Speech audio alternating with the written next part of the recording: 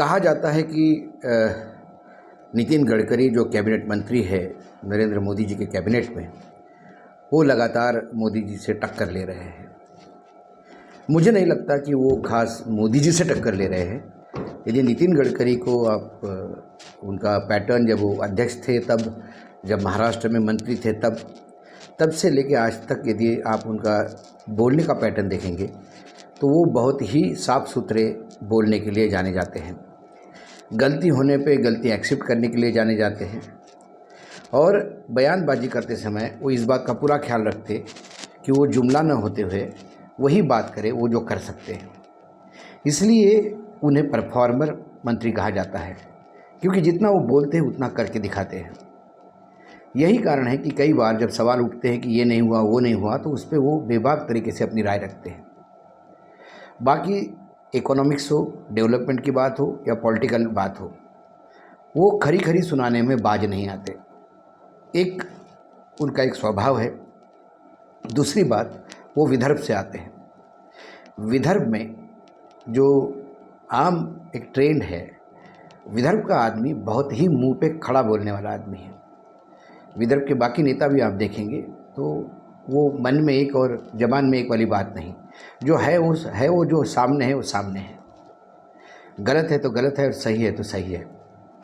यही कारण है कि वो लगातार गलत रीज़न की वजह से चर्चा में रहते हैं नितिन जी। ये कहा जाता है कि नितिन जी की और पटती नहीं है नरेंद्र मोदी जी की।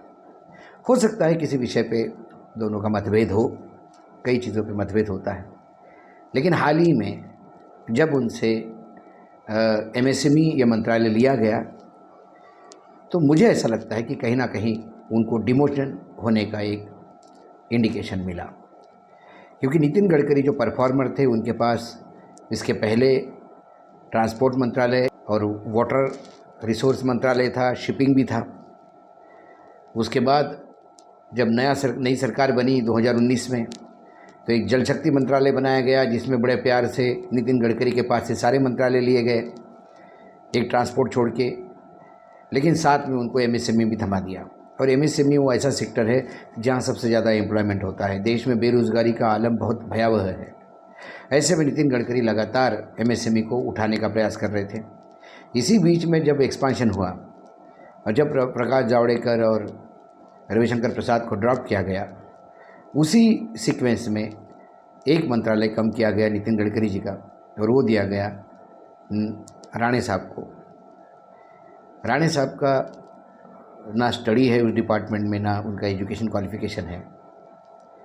राणे साहब किसी और काम के लिए लाए गए थे और वो अपना काम कर रहे हैं, और मंत्रालय आज भगवान भरोसे है। तो उसके बाद ऐसा लगा कि यदि ऐसे ही ट्रेंड चलता रहा तो क्या 2024 में नितिन गडकरी को टिकट भी मिलेगा कि नहीं मिलेगा। लेकिन नितिन गडकरी इसके बारे में कुछ बोलने को तैयार नहीं। वो कहते कि जैसा है वैसा, जो अपने काम दिया वो मैं करता हूँ। एक विजन को लेकर चलते हैं और परफॉर्मिंग मंत्री है। हाँ, अक्रॉस द पार्टी लाइन, चाहे विपक्ष की सरकार हो या पक्ष की सरकार हो, यदि डेवलपमेंट का कोई काम उनके पास आता है तो बाकायदा वो उसको पीछे लग के पूरा करते हैं। कोई भी सांसद हो, जब उनके पास कोई सांसद फूल लेके या हार लेके पहुंचता है तो उनका पहला सवाल होता है कि हार फूल क्यों लाए हो।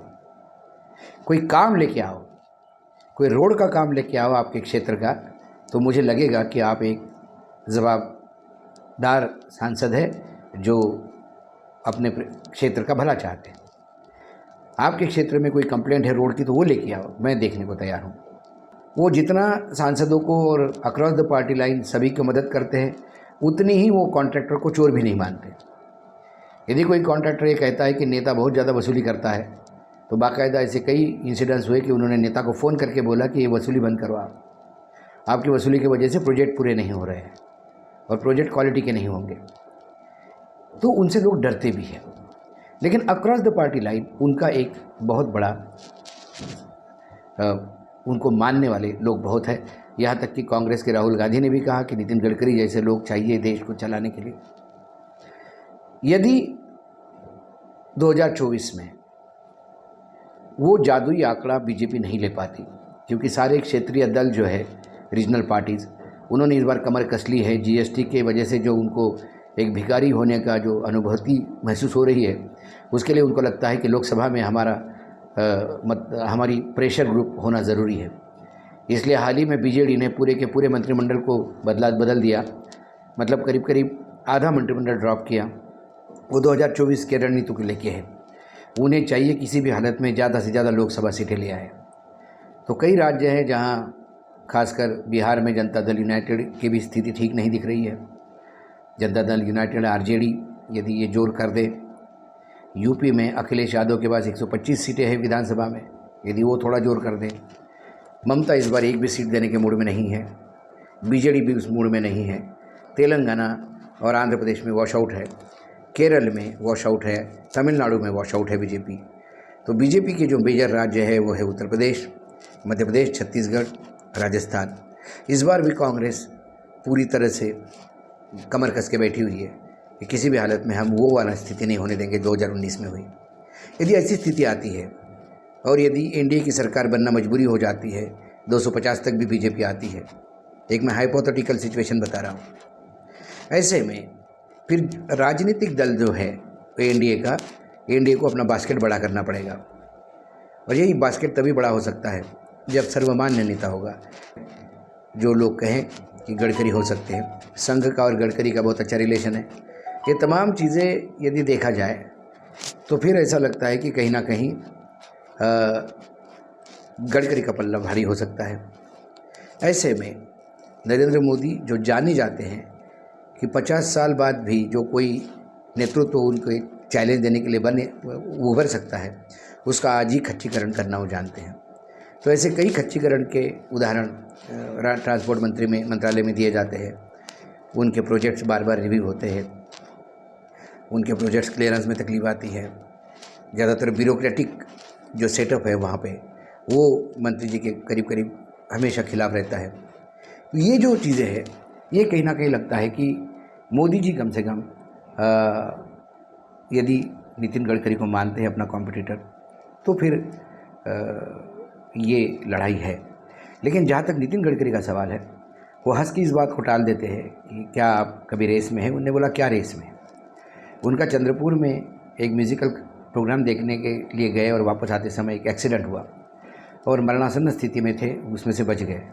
वो कहते हैं कि ये मेरा पुनर्जन्म है और उसमें मुझे कुछ चाहिए नहीं, जो मिला उसमें मैं खुश हूँ, और जो मिलेगा, जो काम मेरे हाथ में आएगा, उसे मैं पूर्ण रूप से